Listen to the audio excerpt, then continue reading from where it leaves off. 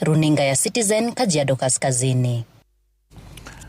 Nayo familia moja kula eneo la Kwamango, kaunti ya Kilifi, imesalia katika njia panda kutokana na mzozo mkali baina yao na bwenyenye mmoja anayedai kumiliki ardhi ya ekari 12. Kulingana na familia hiyo, juhudi za kutafuta haki mahakamani zimegonga mwamba, kwani kesi zote zilizowasilishwa kotini na uamuzi kutolewa zaidi ya mara 5 unaonyesha kuwa hati miliki ya bwenyenye huyo si halali, huku mahakama ikishindwa kuweka wazi mmiliki halisi wa shamba hilo.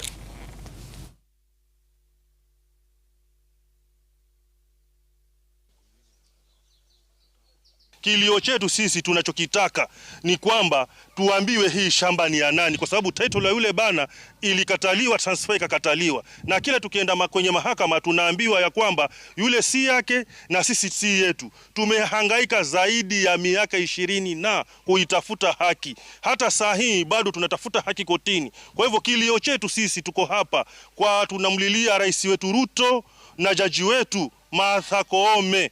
Yule bwenyenye mwenye hiyo title anasemekana hiyo title alipata kwa njia ambayo si haki na bado hapokonyi shamba. Sisi nasi pia shamba letu hatupatiwi. Sasa kilio chetu ni tunataka hii haki yetu, kwa sababu tumetafuta kwa muda mrefu na haki yetu hatuipati. Sasa tunacholilia serikali ama hiyo idara ya mahakama ni kwamba haki yetu sisi tunaililia hata leo tuipate.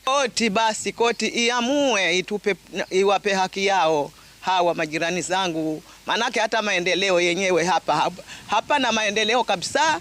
Kwa sababu ya nini? Kwa kesi kila mara wakitaka kuwa wasema basi vimeisha, wajavumbuliwa na usiku. Twaomba koti, twaomba rais wetu na jaji mkuu wa huko Martha Koome, ingilia majaji wako wa huku chini, wanatuumiza.